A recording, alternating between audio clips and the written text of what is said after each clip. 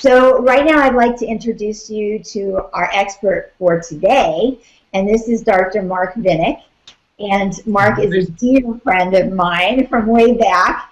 It's interesting because the Ayurvedic community is still small, so pretty much everybody knows everybody in this industry, and it's really great because we all care so much about it, and what we have in common is that we want to share it with the world.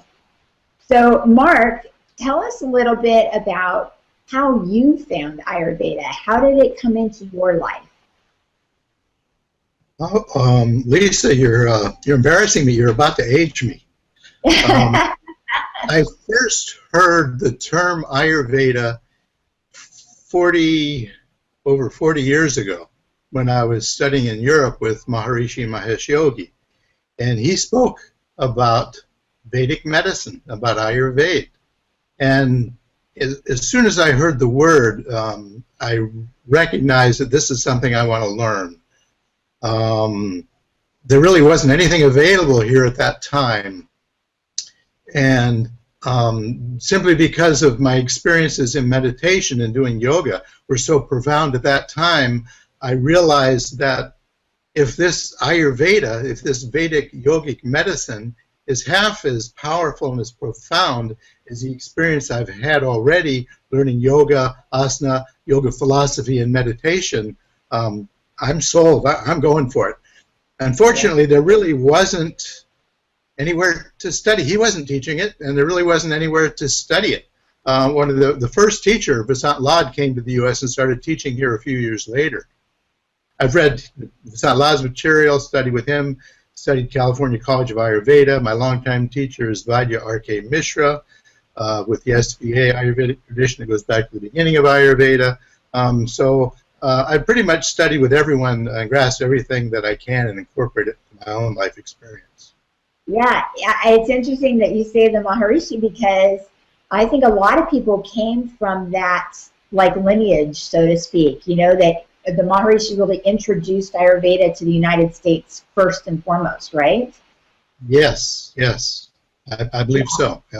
Yeah, and Deepak Chopra learned with the Maharishi, and that's how I learned from Deepak. So it we're coming down a couple different generations now.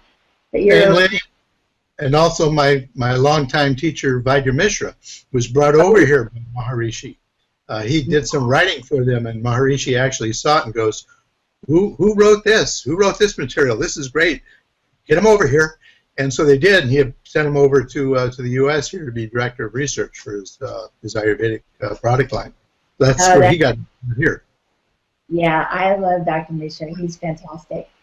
So now you're a chiropractor in Southern California. How do you incorporate Ayurveda into your practice? As much as I can. I have patients that come primarily from the chiropractic realm seeking chiropractic, and that's what I deliver. I specialize in more of non-force techniques. If they have questions relating to diet and lifestyle, then I feel their pulse and I answer according to the Ayurvedic recommendations. There are other people that have more significant issues, health issues, autoimmune, digestive, asthma, whatever. They're coming specifically for Ayurveda, and so I begin with an Ayurvedic consult and then take it from there. Sometimes someone coming for Ayurveda, when we resolve that issue, they may want to have some chiropractic treatment, and others that come for chiropractic, when I start giving them dietary and lifestyle recommendations from Ayurveda, they're enticed and they want to follow through with some Ayurvedic recommendations. Yeah, that's fabulous. I think once people learn about Ayurveda and how easy it is to use in their life, they don't go back because they love it so much. Have you found that to be the case? Absolutely. What I found is that you either love Ayurveda or it just doesn't interest you. It has a certain pull, and when that pull is there, it's magic, and you become consumed with it because you realize here is the crystallized essence of the knowledge of what our life is, a day-to-day experience, physical, mental, emotional, and spiritual. And so that it just it pulls us to that knowledge. It's all attractive. All the native sciences are like that. Yeah, I totally agree with you. You know, the reason I wanted to talk to you about family stuff is because I think that as parents, we set an example for our children, and that we can teach them some of these Ayurvedic principles simply by the way we live our lives, and hopefully pass them on to our kids so that they learn at a young age how to live a happy lifestyle. Are you saying that adage, do as I say, not as I do, that's not a good way of bringing up your children? No, do as I do is what I'm saying. Right? Do as I do. Not do as I say. No, you know, Right. because if parents tell you to do one thing and then you see them doing something else, there's no credibility there. Right, right. So I think parents need, first of all, I guess, to practice an Ayurvedic lifestyle themselves and model it for their kids, right? Yes, yes. So what are some of the simple ways that we can do that? Well, number one, I think maybe Ben Franklin must have read some Ayurveda somewhere, because there's that quote that's contributed by him: early to bed, early to rise makes one healthy, wealthy, and wise. And Yep. Ayurveda recommends going to sleep early, preferably before 10 o'clock, because that's the cycle of day that's ruled by the heavy and the dulling qualities of kapha dosha. And so the mind and the body have already begun to settle down at that time.